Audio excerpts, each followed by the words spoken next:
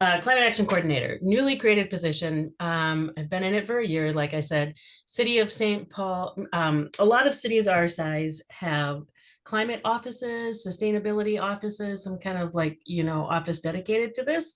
Under Mayor Carter and with Russ Stark as his chief resilience officer, the approach has really been not to do that, but instead to embed people in the departments where the work is happening. So Russ is in the mayor's office. We have someone in public works. We have someone in planning and economic development. And then there's a couple of us in the Office of Financial Services, mostly just because OFS is kind of the closest thing that the city has to a central administrative hub, kind of. So that's a little bit about who I am and where I am positioned in the city. We originally adopted our first Climate Action Resilience Plan, affectionately called the CARP, back in 2019. Overall goal of net zero greenhouse gas emissions by 2050. It's been 5 years since that plan was adopted. One of the action items in there is to do an update every 5 years. So here we are 5 years later. I'll also add that there's over 170 action items. I'll come back to that. Okay, first, tiny little bit about greenhouse gas emissions in St. Paul. Where do they come from? About 60%, a little over 60% of emissions in the city come from buildings, heating and cooling and operating our buildings in the city. About 30% comes from travel. And then 4% is emissions from waste generation and waste management, and then kind of, catch-all other category. So that's sort of the spread of emissions across the city. So because of that, in the CARP, we have mitigation and resilience actions and strategies across sectors that largely reflect those sources of emissions. We talk about particular hazards that we know we will experience here in the city. In our area of the world. These will not be surprising to you. Heavy rain events, usually we get spring flooding. Last summer we had summer flooding. Record number of poor air quality days in 2023, air quality alerts. Extreme heat, the Twin Cities Marathon had to be canceled in October for heat and humidity. High number of hot days in 2023. And then, of course, the extreme weather events.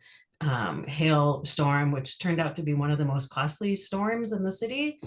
And then the extremes, like we say. We had the wettest July last summer and then the driest September just a couple of months later. So these are, the hazards that we know are going to primarily impact us from climate change here. We also know that different populations and different geographic areas of the city have different vulnerabilities to those hazards. And we know that climate change will disproportionately affect people who are already more vulnerable to these kinds of hazards. And working to alleviate that harm is one of the major focuses of our climate action plan. How are we doing? We're reducing emissions. You can see here the pink line at the bottom is our baseline. The blue line is 2021. We've just completed our 2022 greenhouse gas inventory, finalizing some things with that before we can be confident that it's accurate. So we haven't posted it yet. It's going to be maybe just a titch under 2021. A lot of the reductions that we have seen so far are because Xcel Energy is cleaning its electricity. It's generating cleaner electricity already. So we get the benefit of that cleaner electricity without having to do anything within the community. Also, we had a dip during 2020 and the kind of the height of the pandemic years when people traveled less. So that reduced our travel emissions. This is a screenshot from our climate action dashboard, which is where we track our emissions overall, as well as specific projects and actions and initiatives that we are taking. It's a super cool tool, actually, and you can click down through all the different categories and different action items, and you can see the data, you can see pictures and contact people if you have more specific questions.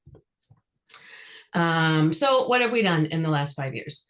For buildings, these are city owned and operated buildings. City owns and operates about 150 buildings across the city. The sum total of those emissions is probably about 4% of our total greenhouse gas emissions. So it doesn't, it's not a big percentage of the emissions. However, it's the place that we have the most control. The other thing that we're thinking and talking a lot about during this plan update is where do we have control versus where do we have influence.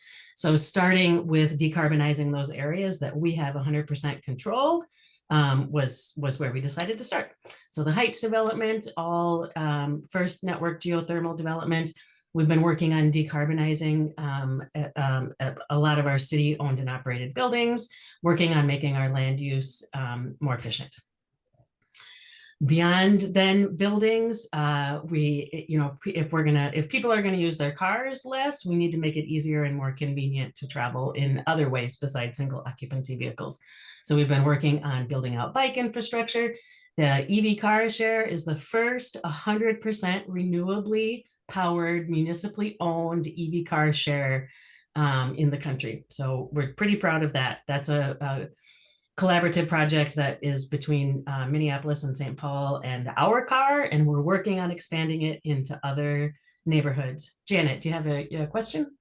I have a question. I don't know if it's appropriate right now, but back to the zoo geothermal. Is that money happening? I heard some talk that it might be coming on hold because of certain the zoo geothermal, so it's kind of in stages. So the first stage, they're almost done with construction of the first phase. And so which that building is was that in? Do you know? This is the primate building. Okay. So they're converting the primate building and the polar bear building to operate off of geothermal. We thought that was appropriate that the polar bears should get the first geothermal. And then they did a whole bunch of efficiency across the rest of the campus as well. And that's phase one. Okay. That's a great question. I want to say that was state money, actually. I'll look into that and get back to you. Oh, some of it might have been the 1% sales tax increase. No, that's not yet. No. Okay. Okay. We are currently actually, we have a grant application due next week, also for state money, Department of Commerce money for geothermal. And we're putting in an application to expand and convert more buildings at Como to geothermal. So cross your fingers. Okay, thank you. I'm happy to talk about the couple of things that have impacted us from the whole federal situation too. Okay, so lots of other stuff. I can share this with Shavek and he can share it with you if you want. CARP 2.0. All right, it's been 5 years. So like I said, there's 170 action items. That's a lot. That's a lot. Where do you start with 170 action items? The plan is beautiful. It's well researched. It's thorough. It's comprehensive. We don't need to rewrite the plan. So for our update here, we're refreshing the plan. For example, the word geothermal doesn't even appear in the first CARP. Like that's how quickly things have changed over the last 5 years and evolved. They talk about thermal energy capture, but this kind of what we're installing at Como wasn't as common as it is now. So we didn't even talk about it. So that's an example of refining and refreshing. What we're really focusing on in this plan update is the development of a 5-year action plan. Out of these 170-ish things, what should we prioritize? What should we focus on in the next 5 years? And this is what we want to hear from folks about. We have technical support. Local Climate Solutions is a local firm that's helping us with the technical writing aspect of it. And then Wilder Research is helping us with some community engagement. Currently in the height of the community engagement, through the end of March is when we're sort of in the active engagement phase, working then on drafting and bringing drafts back out to our advisory committee and our other boards for review, hoping to bring a draft to City Council in July. You might say, if you are familiar with other city planning efforts, that feels like a really fast timeline for a plan development. And it does, and that's intentional because we're kind of, we need to update the plan. We need to work on a 5-year action plan. And there are a lot of things that we're already doing. There are things that we know we need to keep doing and we know are going to be in the plan. And we're hearing from people that they want to talk about this. You know, it's impacting our lives and people are experiencing impacts. And how do we talk about it, you know, with community groups? So we're looking at this as kind of really teeing up the beginning of our implementation phase 1 in the summer. So that's why it isn't like a full start from the beginning planning process that then we're going to be done with the plan and it'll be brilliant and we'll implement all the engineering. This is all a part of the process, having the conversations and bringing people together. So we're receiving input on the prioritization. We want to learn what things are out there that are already happening or could happen, with some, you know, maybe not too heavy lifts or maybe making some connections that hadn't been made yet, as well as fostering community conversations. So how are we doing that? We have this on our Engage St. Paul site. You can go there and look at it. We have some background information. We have a survey that'll be up until the end of March. We're doing a bunch of events. We have our climate forum tomorrow night. It's filling up. If you haven't yet registered for the climate forum and you were thinking about coming, register ASAP. And community conversation toolkit. We knew that we wouldn't be able to make it to every group that wanted to have a conversation like this. I personally committed to making it to every district council that wanted to have us, because I have a love for district councils. But we knew that there would be church groups or book clubs that would want to have conversations as well. So we created this community conversation toolkit that is everything that you need to know to kind of lead a feedback session on the topic. What we are trying to find out through all of these engagement activities is really categorized into these 3 areas. What impacts are people already experiencing, or what are they concerned about in the future? What already exists in our communities and is happening, and how is there a way that the city could support? And what do people want to see prioritized in a 5-year action plan? As we're talking about these things with all the groups, we're also trying to be really clear about the city control versus influence piece of it. The city doesn't control how much natural gas individual homeowners use in their homes. We can influence, but it wouldn't be a good use of time or effort to put into our plan outlaw natural gas in St. Paul city borders, right? So how can we talk about what the city controls versus what the city influences? So that's kind of the overview of the process and what we're doing. I know you're already a little bit behind on your agenda, so I would be happy to have, so this is what I do at this point now. So if you want to share this website link and folks go and take the survey and share their thoughts, if you want to come to the climate forum that we're having tomorrow night, we have the Macgrove Highland Home Improvement Fair event is happening on Saturday morning. You'd all be more than welcome. I will personally say that Como is allowed to come to the Macgrove Home Improvement. You can blame it on me if Kathy gets back at you about that. So that's fine. And if people want to have some conversation here and now, I would love to take notes and hear what you all are thinking as you look at these questions and think about climate. So that is, thank you, Liz. And that turns it over to the floor. So if you've got questions or comments for Liz, now's your chance.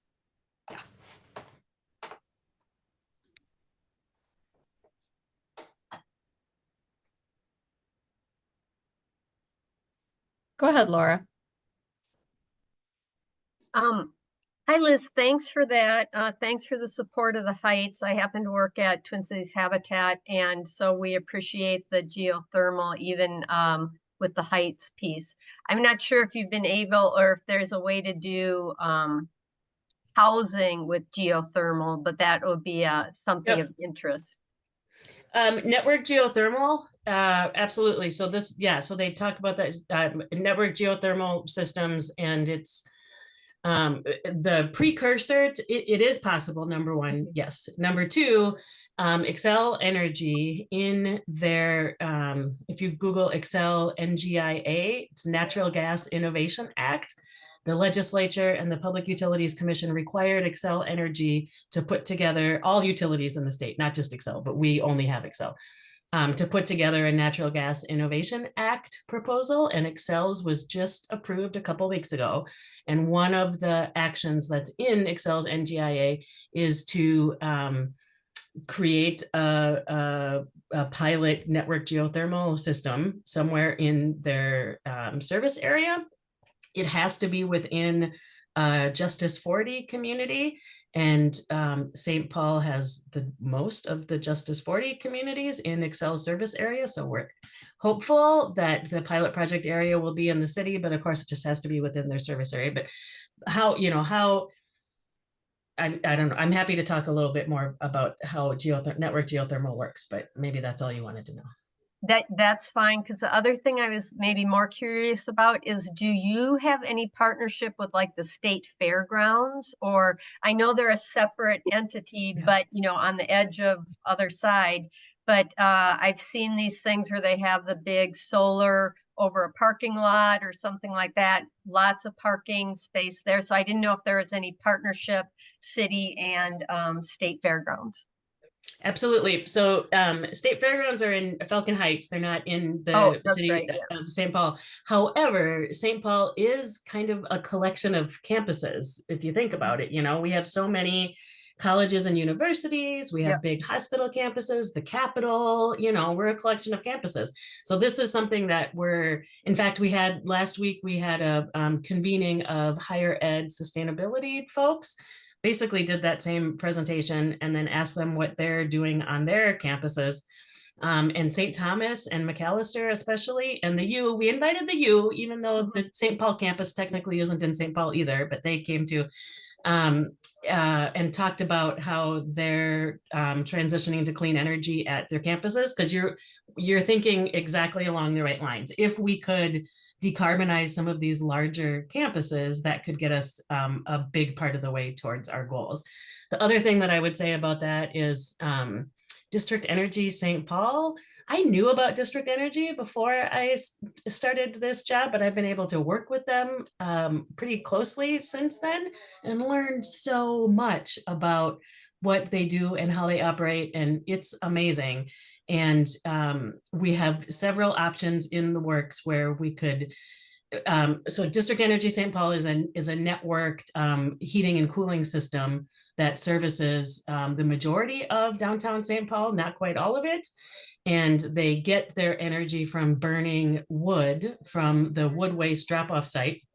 Most of the metro brings their wood waste to Pig's Eye wood waste site.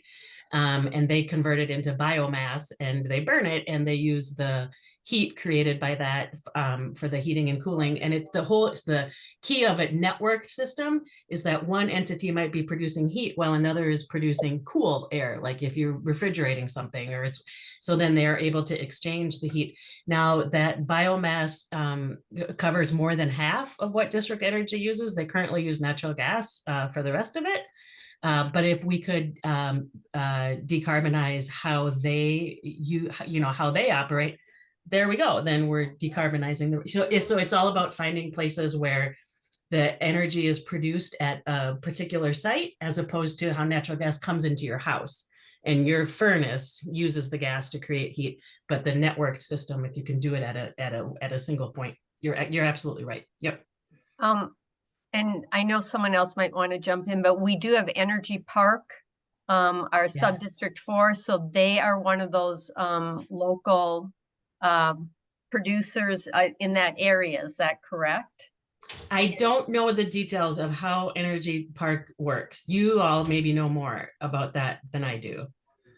So I think it's the same concept, but it's Energy Park Drive, and between Snelling and Lexington, there's some sort of heat piece, but that would be something that would be good to find out more for this area. So I'm done now. Thank you. No, I agreed, Laura, because the other thing I think about over there is all the parking lots, and I don't know.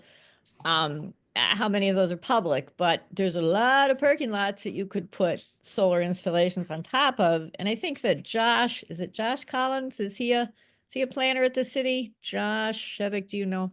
William. Can't remember. Josh Williams. Mhm. Williams, thank you.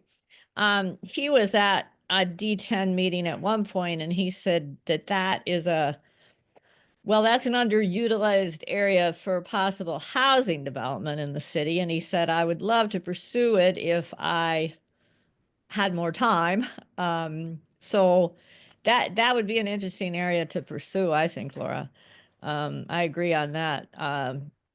And find out what's happening there now and if that needs to be upgraded too, because of course, burning wood is not what we're aiming for here. Burning more things is, yes, I agree, Liz, we got to get away from that, right? And so here's a question, just thinking about public buildings like North Dale, and what's the maintenance facility on Dale, just Yep. south of Maryland there. What's the status of those? Are those becoming So decarbonized? Solar on the decarbon- roof or something? So the new rec center, the new North End Rec Center that's opening in the next couple of weeks, I think, is powered with geothermal. Oh, sorry, did someone say something? Oh, I will include that in my updates. I'm with Parks and Rec. Oh, look at you. So Yes. you talk about it then. No, I don't know anything about the Yeah. solar. I was saying the opening, the North End opening. I was just saying The opening day, I'll- awesome. Yeah. So it's geothermal. They have geothermal at the new at this new building too, geothermal, and then solar as well. We just got a grant for municipal on-site solar on municipal buildings, and we're going to be able to do that on 3 buildings. I don't know what they are off the top of my head, but I can find out and get back to you. Solar is a huge growth area, right? Like Yeah. there's sun everywhere. A couple of complications. It only generates power when it's sunny. So being able to have battery backup, have battery or backup storage or batteries is a key, and that is the technology is evolving and getting more affordable. It hasn't been cost efficient to do that, but it's getting there. Number one. Number two, a lot of the city's buildings are old and are going to require massive maintenance during the lifetime of a solar panel installation. So you can get like 20, 25 years out of a solar array.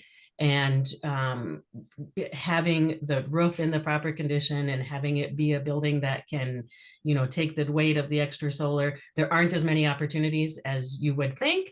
However, another process that's happening right alongside this one is we got this is federal funds, and so far we're under contract, and the plan is work. This is one of these things where to do a building decarbonization plan, that's what this whole project is. We have a firm that is going through and assessing all of these 150 buildings, from the Excel Center all the way to like the Parks and Recs that just have a little bathroom that could we just put a solar panel on this one little bathroom in a park. So they're looking at all of these 150 buildings and telling us where we would get the most bang for our buck, where you would have to do pretty extensive electrical and structural upgrades in order to be able to decarbonize those buildings.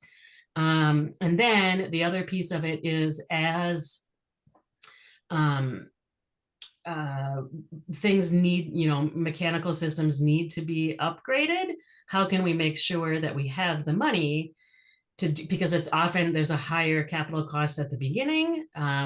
So we're used to, paying for things that cost what they cost, and then it costs that amount, every year in order to continue to operate that building.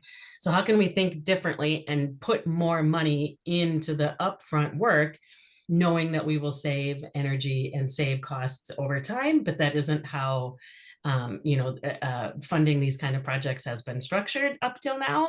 So this is that's one thing that we're talking a lot about in the plan. The other thing that we're talking about too is thinking about network geothermal.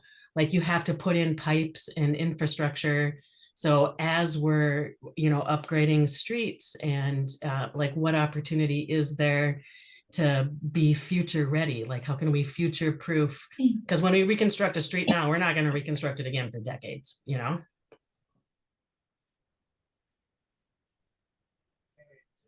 Other questions for Liz?